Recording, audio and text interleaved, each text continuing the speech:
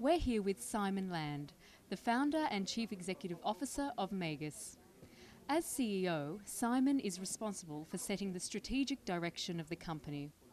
The Magus Active Standards platform helps major global organisations maximise their website effectiveness by ensuring compliance with corporate standards. Now, Simon, what exactly is website governance and why does it matter? Well, website governance can be quite an abstract concept, but the way that we crystallise it is defining it as the 3 Ps. It involves the people, the policies and the processes required to manage a complex website. And why it matters is that if you have a good governance process in place, it means that you are first of all protecting your brand online, because what is out there is an accurate reflection of your corporate standards.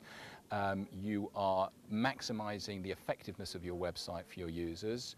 You are minimising any risk or exposure you have to litigation, and you are streamlining your operational processes because everything is consistent within that framework. Oh, that sounds great, but it also sounds quite big and complex. How does a company get started? You're right, it is a complex process, but it's certainly worthwhile front-loading your governance program with getting the right structures in place. And so you start, of course, at the beginning, and the initial part of the process really requires engaging all the key stakeholders in your web presence and defining the strategy, clarity on roles and responsibilities amongst your web team, and perhaps most importantly, actually giving clear definition to your corporate standards so that everyone is clear exactly what comprises the company's brands and policies. Okay, so how does one convince senior management of the need to embark on a web governance framework? Well, when you're speaking to senior management, I think you really, most important thing is you have to speak their language, which is the language of dollars and cents or euros. You have to put forward a convincing business case as to the return of the effective management of your web presence, which I think these days people are very receptive to, because given the austerity of the current climate, most large corporations, if they add it all up, are spending quite a lot of money on their web presence when you take into account platforms and servers and infrastructures and people. And essentially what it boils down to is that a good governance program will massively increase your return on investment on your global web infrastructure.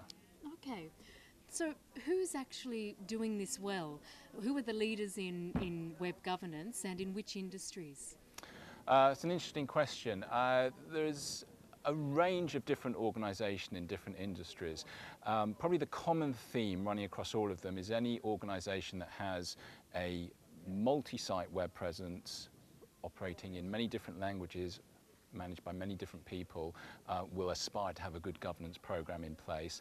And on top of that, the industries that are more highly regulated will have probably a stronger vested interest to making sure that they have good governance purely from the risk mitigation and perspective.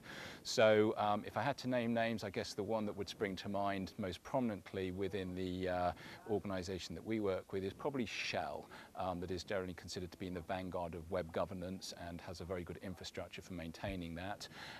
But as I say, it really goes across various different industries and across many different countries. Okay, thanks very much, Simon. Thank you. Thank you. That was Simon Lande from Magus.